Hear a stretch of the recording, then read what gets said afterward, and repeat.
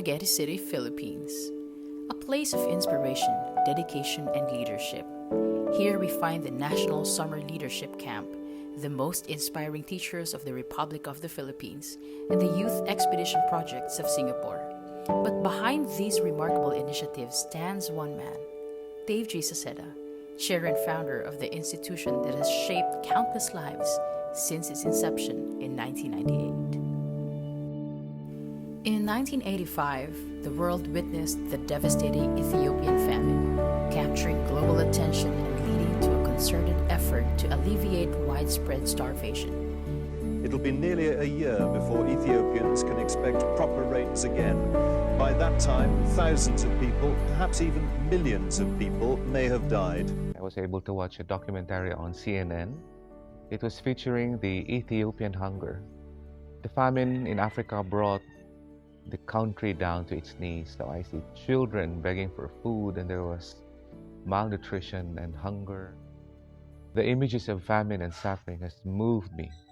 That's the reason why I decided to pursue a path to assisting humanity through leadership development. In 1988, Dave joined the YMCA of Negros Oriental as a youth volunteer. This experience opened doors for him, enabling him to participate in exchange programs.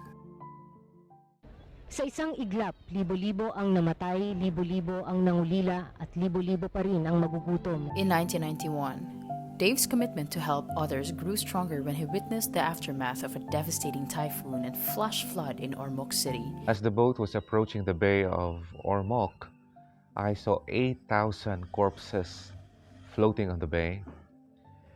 There was a foul odor of death, and I see people were screaming. They were all there thinking about how they can move with their lives. And that's the reason that I thought life wouldn't be worth living for if I can serve humanity. While his passion for social justice and global issues continued to grow, Dave also pursued his love for swimming, competing in local, provincial, regional, and national games. Well, swimming taught me a very good lesson of discipline. Every second counts. The moment I step into that diving block and the moment I plunge into the water, every second counts. So I realized that we need to respect time. And of course, there is no competition in swimming. All you have to do is just you have to compete with yourself. Each day is a time for you to revigorate and to renew yourself to becoming the best. Dave's journey continued at Silliman University, the first American university in Asia. Here he pursued a Bachelor of Arts degree in history, immersing himself in its rich academic and cultural environment. Silliman University, as the first American university in Asia, was the best choice to go to college. And when I was at Silliman, I was inspired with the vision and mission of the university, which is the Via Veritas Vita, the way, the truth, and the life of Christ. And while at Silliman, I became the team captain of the Silliman University swimming team, and I was the president of the History Political Science Society. In 1993, Dave became an exchange student at Kokusai Keiristokyo Daigako, International Christian University in Japan. During the time in Japan, I had many opportunities to widen my horizon, which got me very involved with global leadership, geopolitics, and the essence of global North and South at the time.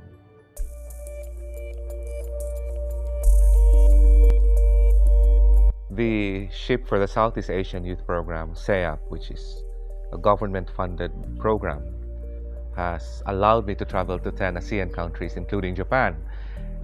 I became a youth ambassador of goodwill of our country, and I traveled to all the 10 ASEAN nations and, of course, Japan. And along this line, I met very important people like the national leader of Japan, who was the director for UNHCR. I told her about my dream to go to the United Nations, and that dream came true.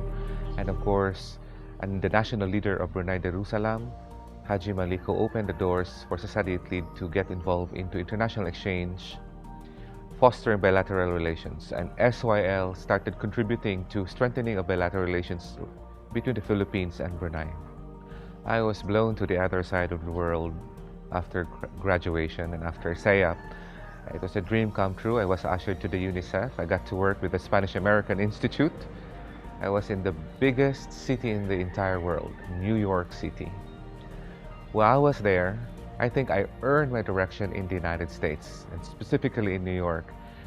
And this was because I was asked to sing a song written by David Haas, and the title of this song is You Are Mine. And when I sang this song really just opened my mind to a greater inspiration. And that song moved me and led me back home, which was the reason why I started Saceda Youth Lead. In 1999, the first summer leadership camp was conducted with only 13 pioneering students at the YMCA grounds. From here, Dave expanded his efforts, conducting school-based trainings and empowering students and teachers in Negros Oriental and beyond. So when I started Saceda Youth Lead in 1999, I ran the first camp. I did not expect that it's going to be a very, very challenging job. I have to lead the organization, I have to manage the programs, and of course I have to provide the inspiration, and most importantly is to find funds to sustain all the programs of the organization. So I started with complementary setups. I started renting out from the YMCA, and eventually with the various programs being organized all over the country, we're able to start our own youth leadership center in Dumaguete City. I think my job can be labeled as a leadership consultant or as a manager, but in the end, I am just a plain worker for God's mission. That song, You Are Mine, which led me to this path, allowed me to understand that life work can be categorized into three. People can work with commission, people can also work with the intermission, which has a lot of money, and people who work for the mission. And I think I will describe mine working for the mission. Many people would think that I live a life filled with travels and meeting with dignitaries, but it's all part of the job. In the end, this job is a lonely job. This job is taking a road less traveled, but it's a worthwhile job. I think I still have the best job in the world despite all these challenges. Dave's personal life has also had its share of challenges. His marriage ended, but he remains committed to being a father and mother to his two children, who are talented swimmers and now in grade school.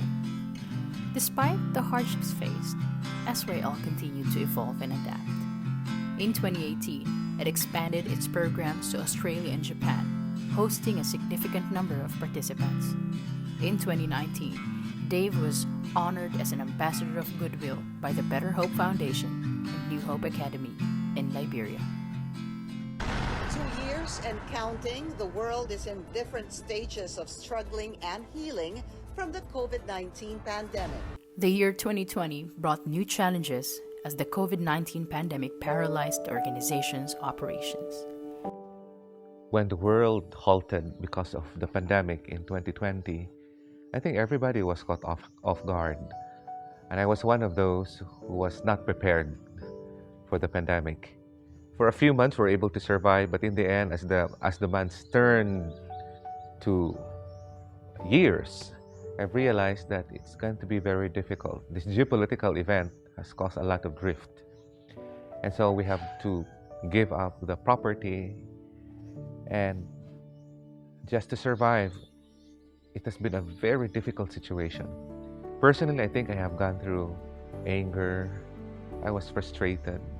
But in the end, God has probably come into view and telling me that you need to unburden. So I think the COVID-19 was an unburdening opportunity for me to let go of other things that are not important for the mission.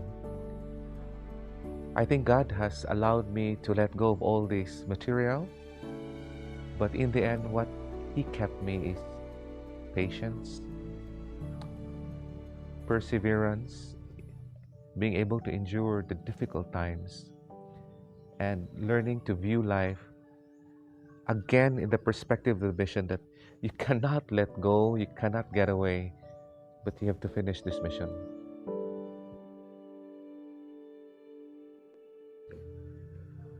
This year marks the 25th anniversary of Saceda Youth Lead.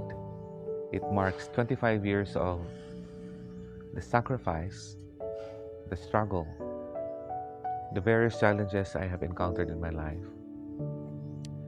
Firstly, I would like to thank people and institutions who have helped me. You know who you are. Thank you. There's only one word that will be coming out from my mouth, and that's going to be gratitude. I may not be able to repay everybody for all the time, the effort, and the money that they have shared for Saceda Youth Lead. But thank you. God will reward you with all of these. As we celebrate the 25th year, I hope to continue the mission, keep the fire burning. And I'd like to invite people to continue to plant seeds that I have planted in each of you, the seeds of faith, hope, and leadership. I want to see fruition of these seeds being planted, and maybe through national development, maybe through alleviating pain and suffering of our people, or even maybe through increase in the privileges of the common Filipino. And so for the 25th year of Saceda Youth Lead, thank you. And let me end this by sharing again that inspiration from the song. Do not be afraid, I am with you. I have called you each by name. Come and follow me. I will bring you home. I love you because you are mine. Congratulations, everyone.